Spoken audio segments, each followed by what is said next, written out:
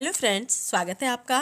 आज मैं आपसे एक ऐसी स्त्री की कथा साझा करने जा रही हूँ जो सिर्फ एक पौराणिक पात्र नहीं है, बल्कि आत्मसम्मान, त्याग और असाधारण साहस का प्रतीक है। जी हाँ, मैं माता सीता की बात करने जा रही हूँ।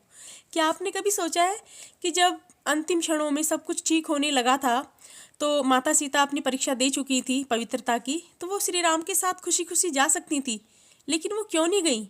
कभी विचार आया होगा आपके दिमाग में? तो जी हाँ, इसका एक साधारण सा, या कहना चाहिए बहुत ही सरल सा एक जवाब है कि वो था उनका आत्मसम्मान। सीता जी ने भगवान राम को नहीं छोड़ा था, उन्होंने अपमान को छोड़ा था जो उन्हें बार बार मिला था। उन्होंने दुनिया को सिखाया कि प्रेम कितना भी गहरा हो, लेकिन आत्मसम्मान से बढ़कर तो वो भी नहीं होता। और उन्होंने अपने आत्मसम्मान के लिए ही धरती में जाना आज की हर महिला और मेरी बेटियों को ये वीडियो जरूर देखनी चाहिए कि माता सीता के जीवन से हमें क्या सीखने को मिलता है। ये बहुत ही प्रेरणादायक वीडियो रहेगी, प्लीज इसको आप ध्यान से देखिएगा। देखिए, जनक की कन्या, राम की पत्नी और लव कुश की माँ, मैं बात करने जा रही हूँ सीता माता की। उनका जीवन त्याग, धैर्य और मातृत्व का एक ऐसा उदाहरण है जो आज भी हमें जीने की राह दिखाता है। मिथिला के राजा जनक ने खेत में हल चलाते हुए एक कन्या को धरती से पाया था, वही थी सीता माता।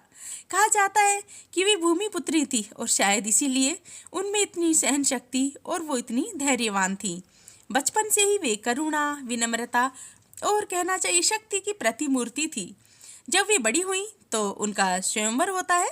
जैसा कि आप सब जानते हैं, सबने रामायण खूब देख रखी है, तो मैं पूरी रामायण के बारे में नहीं बताऊंगी।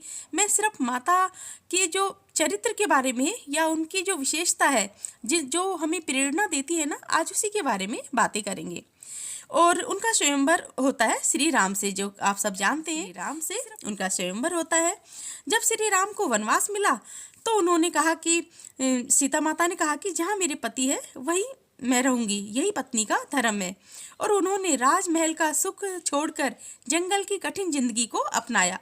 वनवास के दौरान भी सीता माता ने हर कठिनाई को अपने पति और देवर लक्ष्मण के साथ हंसते हंसते प्रेम से झेला। जब उनका अपहरण हो जाता है तो लंका में रहते हुए भी उन्होंने रावण के जो राजमहल का वैभव था ना, उसको अस्वीकार कर दिया था और वो मिट्टी पर सोई, लेकिन अपने आत्मसम्मान को कभी उन्होंने नहीं छोड़ा। युद्ध के बाद जब राम ने उनकी अग्नि परीक्षा ली, तब भी उन्होंने सिर झुकाकर नहीं बल्कि गर्व से कहा कि मैं पवित्र हूँ, अग्नि स्वयं मेरी साक्षी है। और अग्निदेव ने उनकी शुद्धता को प्रमाणित किया। लेकिन किस्मत ने कुछ और ही लिखा था और उनकी एक और परीक्षा होती है। जनता के तानों के कारण श्री राम दुखी हो जाते हैं और वो उनको त्याग देते हैं। जब श्री राम ने सीता माता का त्याग किया था ना, उस समय वो गर्भवती थी। गर्भवती सीता माता जंगल में चली जाती हैं।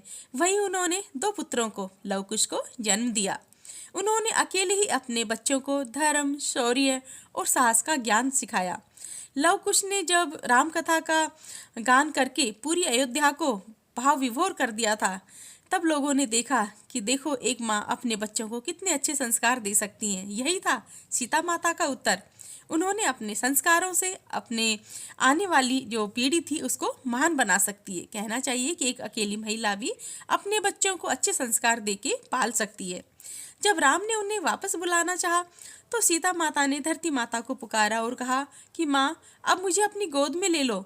धरती माता फटी और वो उसमें समा गई। उनका जाना हमें यह संदेश देता है कि स्त्री का आत्मसम्मान सबसे ऊपर होता है। वह हर कष्ट सह सकती है, लेकिन अपने स्वाभिमान से समझौता नहीं कर सकती।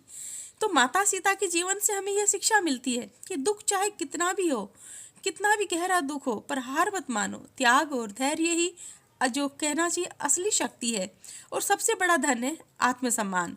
आज की हर माता, हर बेटी और हर बहन को सीता माता के जीवन से प्रेरणा लेनी चाहिए।